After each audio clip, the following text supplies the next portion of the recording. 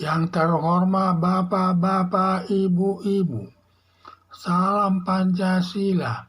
Bapak-bapak, Ibu-ibu yang melihat video saya ini, tolong jangan lupa subscribe, like, dan di-share. Sifatnya gratis.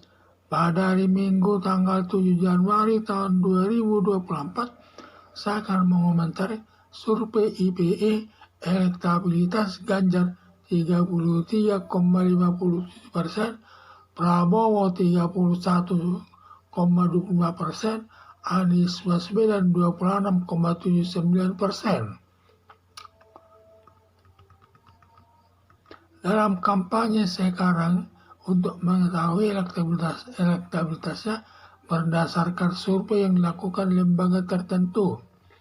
Banyaknya lembaga survei yang tidak dapat dipercaya, tetapi juga survei ada yang benar atau yang dapat dipercaya.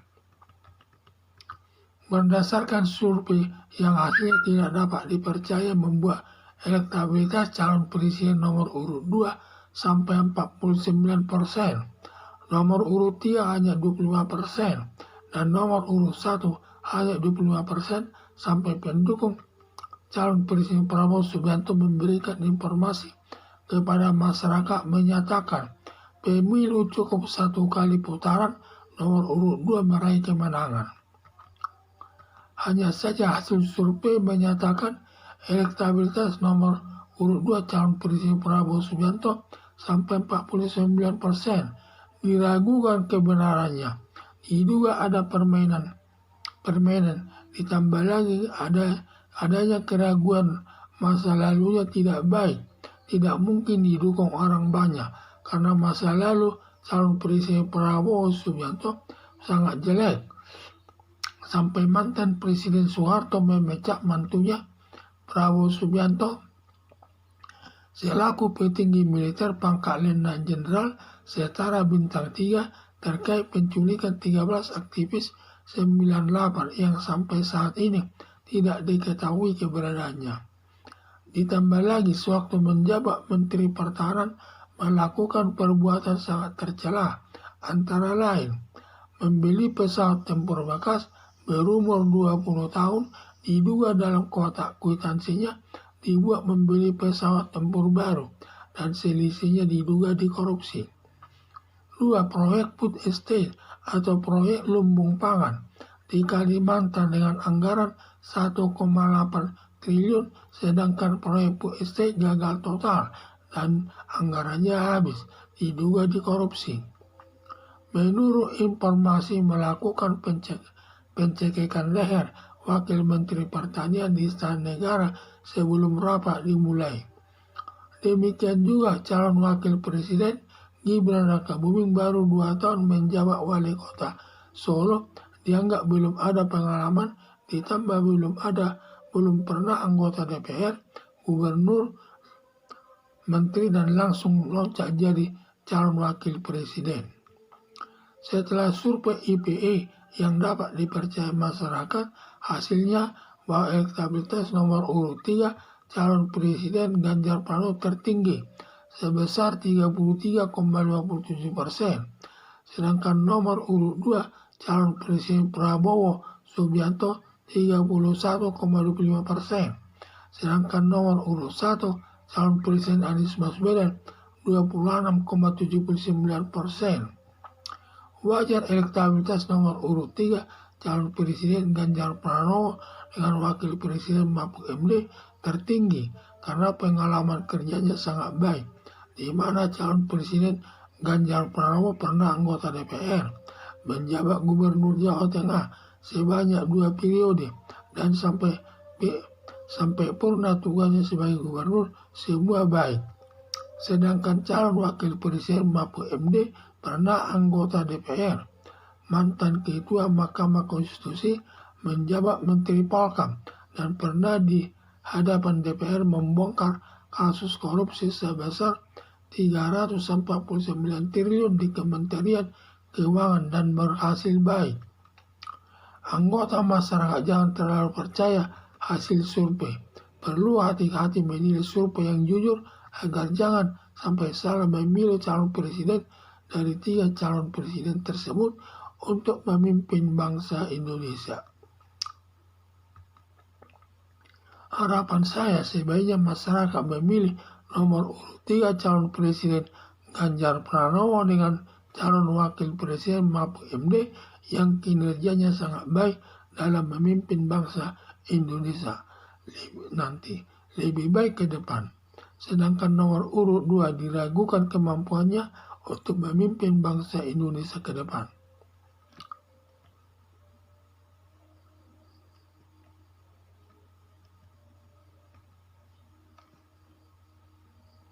Dalam masa kampanye sekarang untuk mengetahui elektabilitasnya berdasarkan survei dilakukan lembaga tertentu. Sekarang dalam pemilu untuk mengetahui tingkat elektabilitasnya dilakukan lewat survei-survei. Banyaknya lembaga survei yang tidak dapat dipercaya, tetapi ada juga yang dipercaya atau benar dapat dipercaya. Sedangkan sekarang ini banyak lembaga survei, di mana survei tersebut ada yang dapat dipercaya hasilnya dan ada yang tidak dipercaya.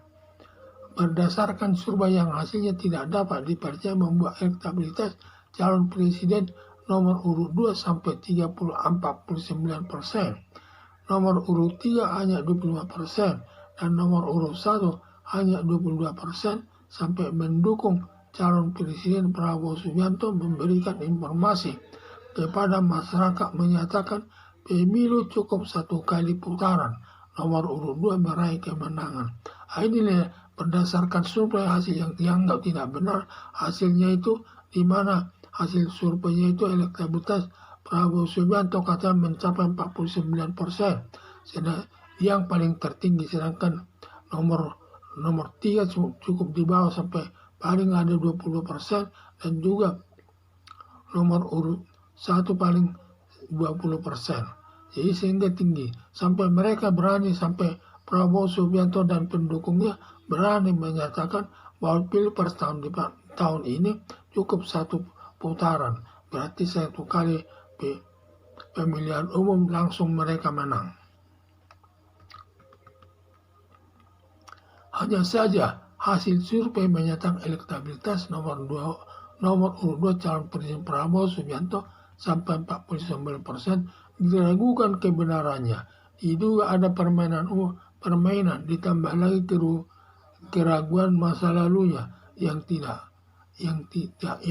baik dan tidak mungkin didukung orang banyak karena masa lalu calon presiden Prabowo Subianto sangat jelek sampai mantan Presiden Soeharto memecat mantunya Prabowo Subianto selaku petinggi militer pangkat Letnan Jenderal setara bintang 3 terkait penculikan 13 aktivis 98 yang sampai saat ini tidak diketahui keberadaannya. Jadi yang saya lihat ini bahwa survei yang dilakukan sampai 49% Prabowo Subianto kurang yakin kita. Dan juga saya lihat apalagi elektabilitasnya tidak baik. Apa mungkin masyarakat banyak yang memilih dia, melihat elektabilitasnya jelek, di mana elektabilitas yang paling jelek tersebut yaitu ketika mantan Presiden Soeharto memecat mantunya sendiri yaitu Prabowo Subianto terkait penculikan 13 aktivis yang sampai sekarang tidak diketahui keberadaannya. Ditambah lagi, sewaktu menjawab Menteri Pertahanan melakukan perbuatan sangat tercela, antara lain membeli pesawat tempur bekas berumur 20 tahun, diduga dalam kwitansinya dibuat membeli pesawat tempur baru dan selisihnya dikorupsi. Proyek food estate atau proyek lumbung pangan di Kalimantan dengan anggaran 108 triliun, sedangkan proyek food estate gagal total dan anggarannya habis, diduga dikorupsi. Menurut informasi melakukan pencegahan leher Wakil Menteri Pertanian di Istana Negara sebelum rapat dimulai. Demikian juga calon wakil presiden Gibran Rakabuming baru 2 tahun menjabat wali kota Solo. Dianggap belum ada pengalamannya, ditambah belum pernah anggota DPR, gubernur langsung loncat jadi calon wakil presiden. Dan semasa menjabat Menteri Pertahanan banyak melakukan perbuatan yang tercela, antara lain 1. Membeli pesawat terbang bekas, yaitu pesawat perang bekas, yang diduga waktu pembeliannya tersebut di mana dalam kwitansinya dibuat membeli pesawat perang baru, sehingga selisih harganya dikorupsi.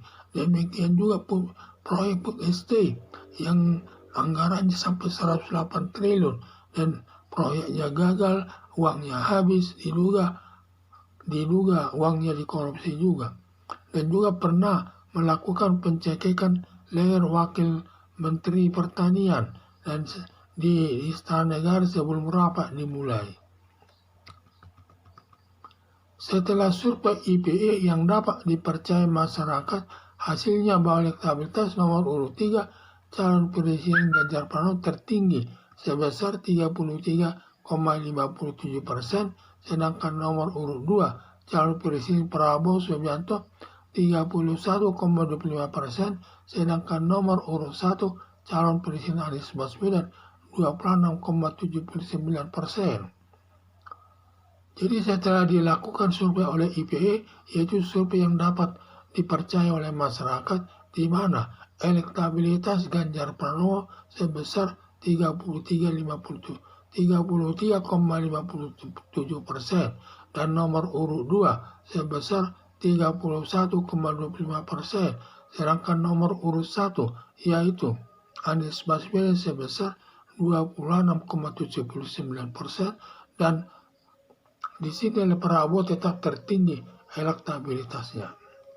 Kalau itu disurvei oleh survei yang bisa dipercaya oleh masyarakat. Wajar elektabilitas nomor urut 3 calon presiden Ganjar Pranowo dengan wakil presiden Mahfud MD tertinggi karena pengalaman kerjanya sangat baik, di mana calon presiden Ganjar Pranowo pernah anggota DPR, menjabat gubernur Jawa Tengah sebanyak 2 periode dan sampai purna tugasnya sebagai gubernur semua baik. Sedangkan calon wakil presiden Mahfud MD pernah anggota DPR, mantan ketua Mahkamah Konstitusi, menjabat Menteri Polhukam dan pernah di hadapan DPR membongkar kasus korupsi sebesar 349 triliun di Kementerian Keuangan dan berhasil baik. Anggota masyarakat jangan terlalu percaya hasil survei, perlu hati-hati menilai survei yang jujur agar jangan sampai salah memilih calon presiden dari 3 calon presiden tersebut untuk memimpin bangsa Indonesia nanti. Harapan saya, sebaiknya masyarakat memilih nomor urut 3 calon presiden Ganjar Pranowo dengan calon wakil presiden Mahfud MD yang kinerjanya sangat baik dalam memimpin bangsa Indonesia lebih baik ke depan. Sedangkan nomor urut 2 diragukan kemampuannya untuk memimpin bangsa Indonesia ke depan. Sekian dan terima kasih.